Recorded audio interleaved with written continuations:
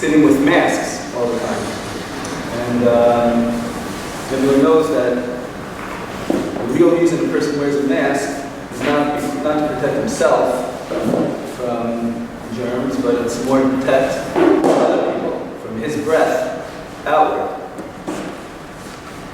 Sometimes, definitely times that we're living in now, is a time of Hester Panim, where Hashem is concealed, is hidden. Hashem is behind the mask.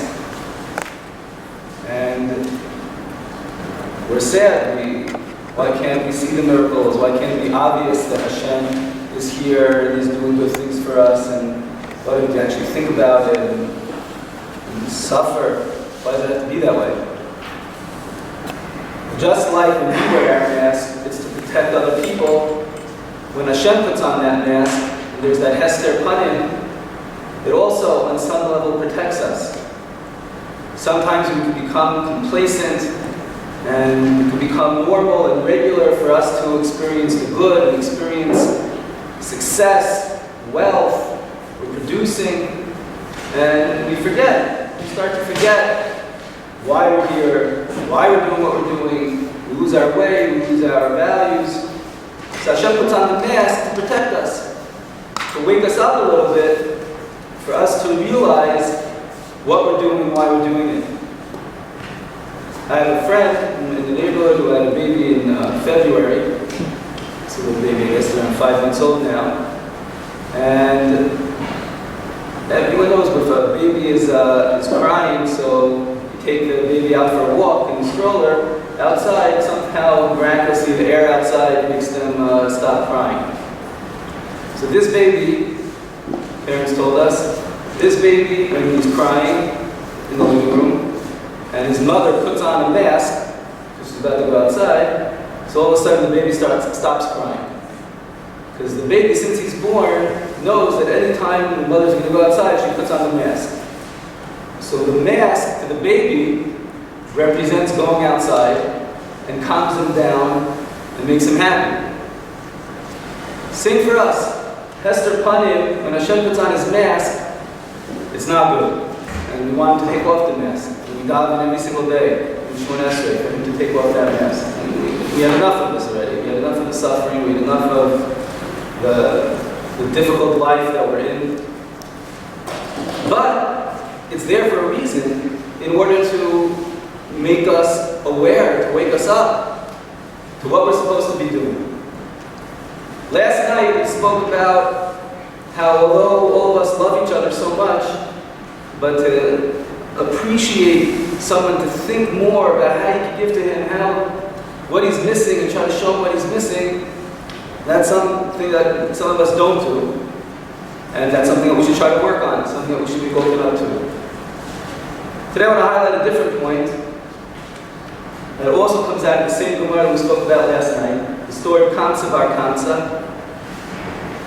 As we mentioned, we had the party, there were a lot of people at the party, Bar Kansa got thrown out, and that was the end of it.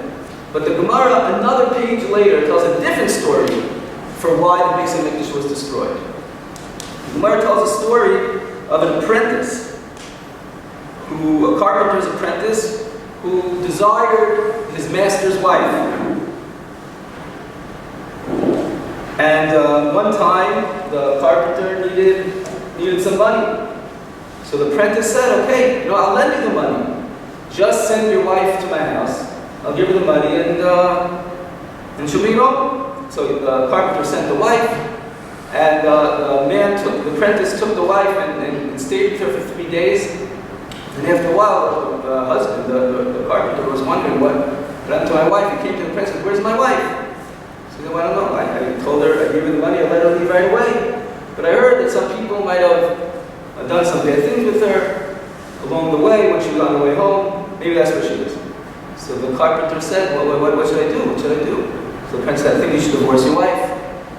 He said, okay, but the ksuba, the amount of money that I'm going to owe her, if I go through a divorce and give a lot of money, he said, don't worry, I'll lend you the money.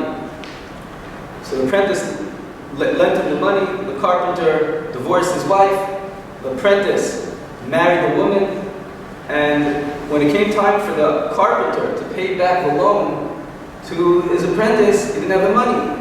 So he said, what should I do? He said, why don't you come work for me?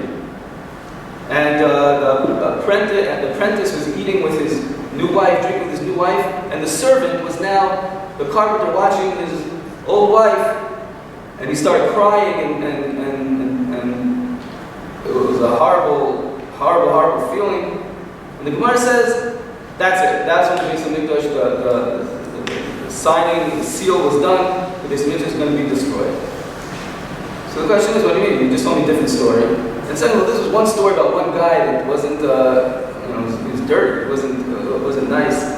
So Marsha says that there were a lot of other people that were in the know. There were a lot of people that were there, and they didn't protest what was going on with this apprentice. They let it go, even though this wasn't right, this wasn't appropriate. But still, wasn't the story with Kamsa Bar Kamsa the reason that it was destroyed? So listen to this incredible answer that is given by the Yaros Davash. Yaros Davash was born in the year 1690. So it's important to put this in perspective. This isn't you think it was written yesterday, what he writes over here. So this was written several hundred years ago. Beyond Sinai. He says, Chas v'shalom, to say that people don't love each other. What are you talking about? If someone gets damaged, a Jew gets damaged, his house burns down, God forbid. We see it. We see the crowdfunding campaign. Right? People, everyone is getting together. Millions of dollars are being raised to help the person. Let's say a person is sick and needs some far out, obscure operation. We see the entire Jewish people rally behind to go ahead and help. Let's say someone is kidnapped.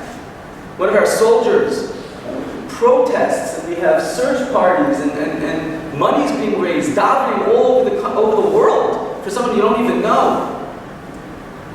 You're telling us that we don't have, that we love each other? It's clear. Hashem, it's not true. So he writes in the 1700s, the early 1700s, says we don't say Irish.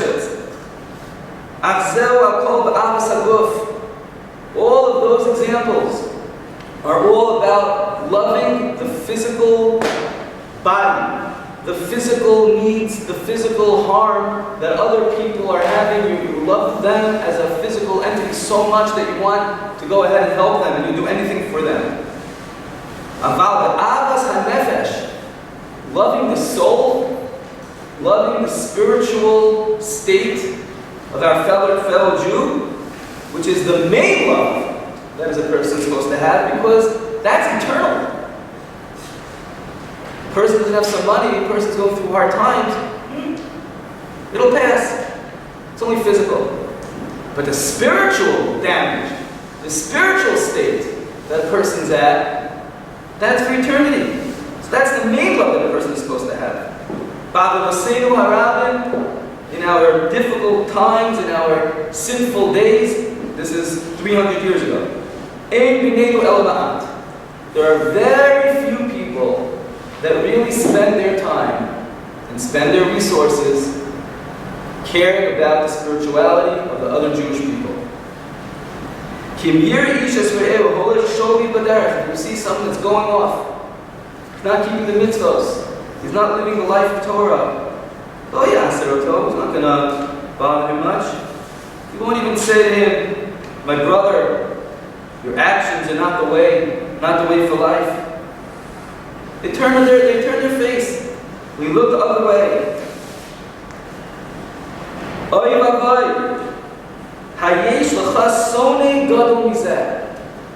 That means that you hate the other person. You're seeing someone drowning in the river, then you're not protesting. You're not going to save him. Zu sinas chinam b'li mitzvos shayat b'zman beis vayishim. Says the Yaros Davash, this was the sinas chinam that existed in the times of the second Beis Hamikdash. It's true. The story of Kamsa Bar Kamsa. There was hatred over there. But what was the hatred that caused the destruction of the Beis Hamikdash? It was that at that party over there were many people. No one said a word. The story with the carpenter and the apprentice. Yeah, this guy was a lowlife. That wasn't the reason the Beis HaMikdash was destroyed. It was because there were so many other people that knew what was going on, and they didn't say a word. They didn't say that what you're doing is disgusting. That was the sin hastinah that the Gemara refers to when it says the Beis HaMikdash was destroyed. It was chinam. It was for no purpose. It was hating the nefesh, the spirituality of other people. They didn't care. They didn't try to reach out. They didn't try to help their fellow man. The Seder Hayom, which was written even earlier than the Aras Davash, 400 years ago, he goes through all the holidays, day by day, tells you what you're supposed to think about, a lot about halachos. It's quoted in halacha from that book, a very old book. He says that on Tisha B'Av, the main mourning that we're supposed to have is that people are not keeping the Torah mitzvahs, people are far, they're disconnected from Hashem, and the incredible pain that gives Hashem. Incredible sorrow that exists, that there's so many people just creating a chil Hashem, creating a vacuum for Hashem to be able to exist in this world. He says that is what we're supposed to be crying about on Tisha B'Av, on the spiritual state of the Jewish people. And we all know, every single person, there's no such person, no person that doesn't have people that they could reach out to, that they can try to help. I'm not sure why it took the whole appreciation for Zoom that woke me up this, but we could reach people so far away from us that we never even realized. Some guys in yeshiva started making groups online with their friends, and then bring Rabbi Berger into the group. We didn't need COVID to make us realize we could have done that. But for some reason, Hashem gave us, with His mask on, gave us the waking up to realize that there are things here that could really help you reach a lot of people in very simple ways.